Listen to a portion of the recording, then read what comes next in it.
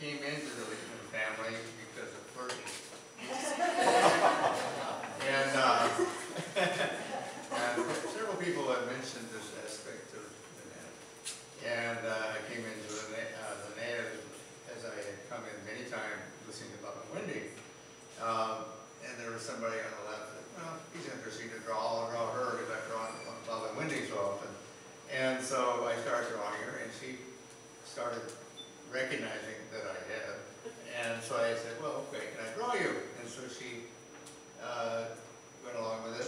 And so that was the beginning of our relationship, and the thanks for cello lessons that continued throughout many, many years of going to Linnaeus or other places and listening to Bob and Wendy or many other artists who are many which are in the room right now. And I have to say that I came in, everybody has mentioned so many wonderful things about Nanette. They really said so many things and things that I didn't know. But I learned almost everything that I heard from her as a story. So she repeated all the stories, not the bus one, but other stories that she talked about. And she told me, and I realized the richness of the word family that was around me. And I actually did very poorly in school in the first years, and it took a while to get going. But when I got to the Liepmans, I got a fast education. And I'd always loved this kind of thing, but this was really a wonderful experience, and it made me, help me grow a lot in terms of just fun, having fun, and not, you know, puns are nice because they usually don't really make fun of anybody besides the words of the situation, or, you know, they're really kind of interesting. And so she really brought a new thing into my life, and I did with her. She was enormously enthusiastic about our relationship, and I thought, well, she's 19 years older than I am. What am I? This isn't kind of usual. Maybe whatever, but I found myself enormously attracted, partly because of the music, the things that everybody's mentioned. And I was really impressed that her dad had a chair of the Boston Symphony. And I was very impressed with Radcliffe. And so all these things kind of made me feel like, geez, I'm really coming, this is such an environment. See, I came from suburbia with working on cars, mechanics, you know, and 2 cars in the backyard, you know. And so I was really quite classical music was 2 vinyl records I played on that. And so this was an entirely different family.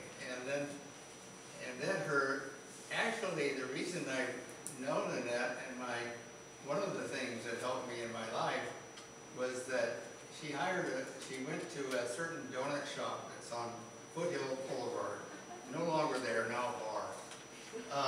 And she was, I guess, had both grandchildren with her, and she was a frequent babysitter, I guess you saw. and so they were at they met Catherine Trujillo, which is in the back row there, and I'm so glad I left enough messages. and so anyway, I really felt that relationship and then connections around town, and really improved. I started to know more music by sitting in, and we came to rehearsals. And lately, when she became ill, I went to, I don't know how many music concerts we went to. I think practically every one she went to, something like that. And that goes back to very early when we first got together, because I was highly enthusiastic about it. I loved it. And so that encouraged me. And then, in terms of my career, I was a professor at Poly for 30 years. And I was doing a lot of work. And it came upon me to do a show at Poly. And so I started to do it. I started in 2002, and her help was enormous in terms of writing. You know, I could write interesting things, but boy, they might not be very understandable. So I had her assistance and writing things and spelling, everything that I really needed to make it so other people could understand it. and so we ended up with the show, the book, and several other things along with it, a lot of my schoolwork. And so I have to really, as an associate support system, you know, she really helped me an awful lot. And this thing has really helped me. The most painful part is looking back at those, you know, 2000 to 2008 pictures.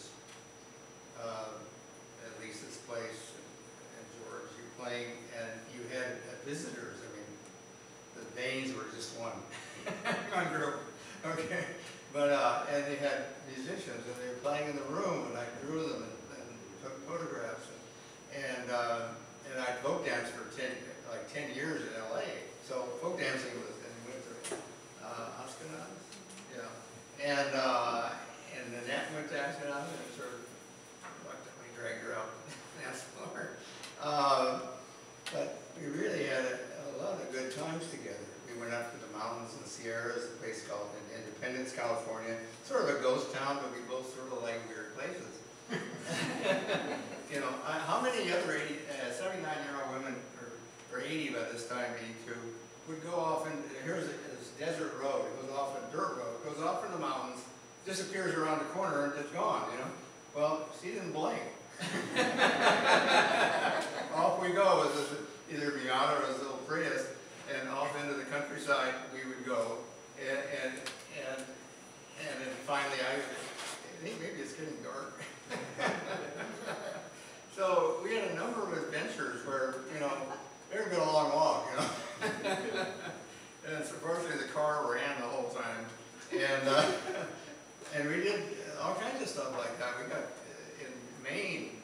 I wanted to go hike and see what a mine was like, or a rock mine looked like. You know, there's big puddles of water up there.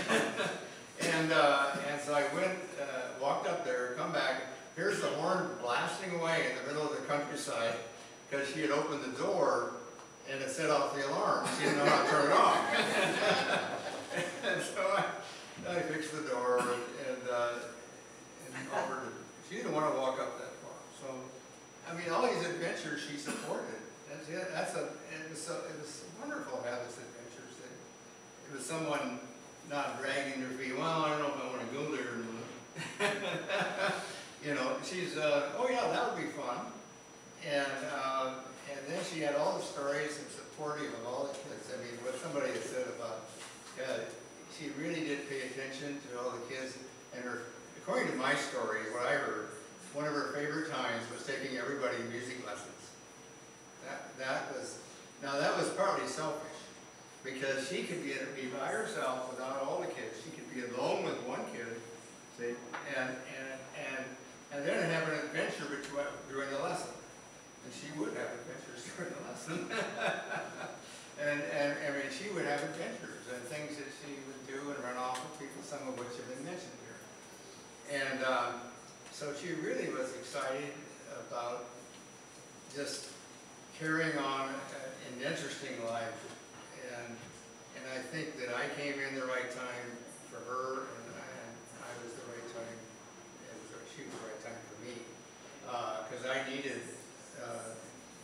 that kind of encouragement. You know, right now, it's significant in my life. You know, someone that says my artwork is quite good. It's hard for me to think that. You know, it is significantly good, but I can't, it's very hard for me to read that. And because of my background and history and my therapeutic development and everything. So I developed a whole lot, and I'm continuing right now to do more.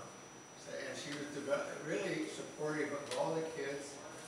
Joan is not here, had illness. She was right in there. She was on the phone. She was talking to her and trying to make jokes, to laugh, and make puns with Joan. And she was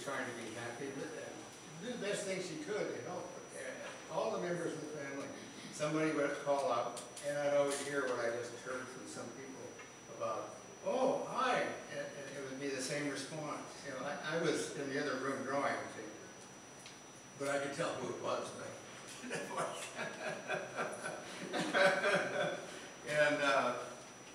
And then anything to do with the grandchildren, you know, she really, and I think I loved, you told a story at the action thing about some sort of stories you made up that weren't quite factual, or you were young, very young, and you sort of learning to talk, and so she wrote them down.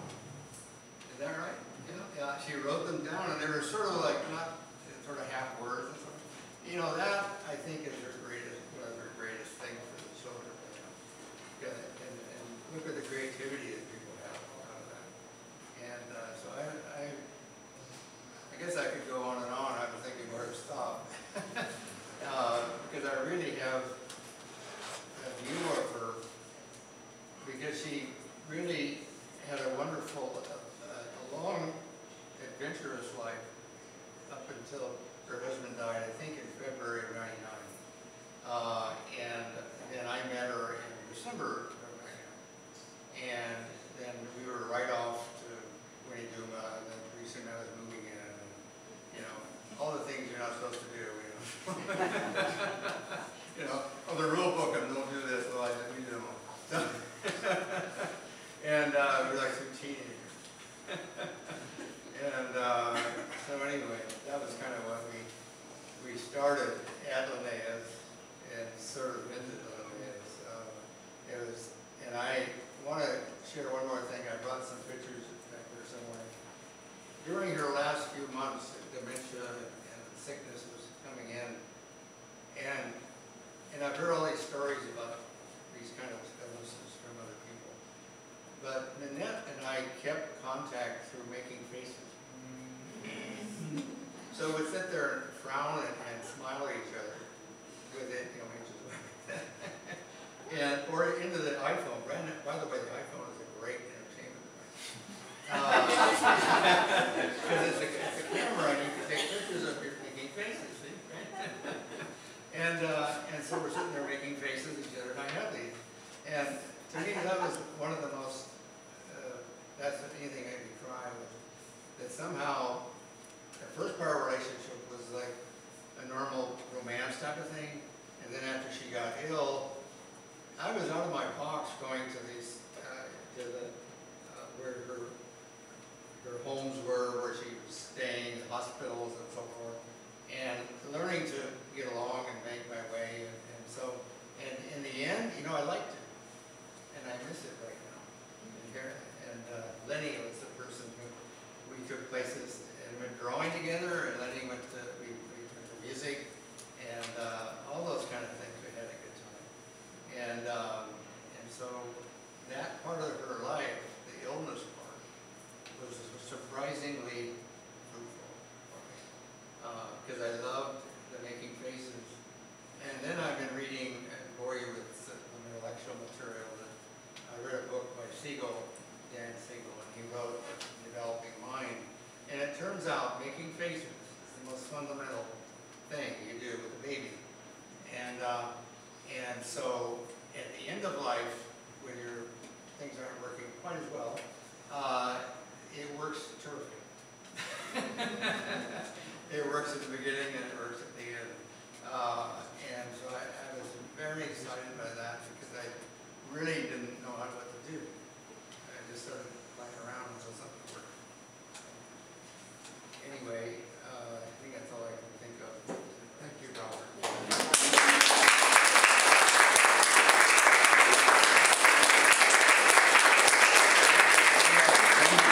Presentation for our violins, and then will be time for an open microphone for sharing thoughts, but we're going to do a little bit of music at this point. You have the program in front of you, you can check it out. I should have checked it out. And would someone tell the caregivers from Aunt Carol's place all the wonderful things I said about them before they got here?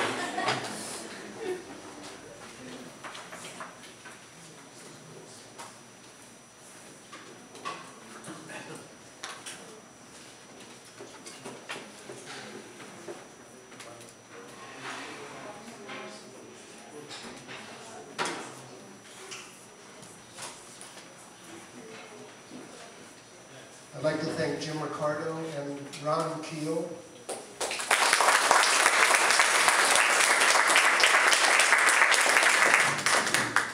They're not doing this for scale, by the way. What about me, Bob?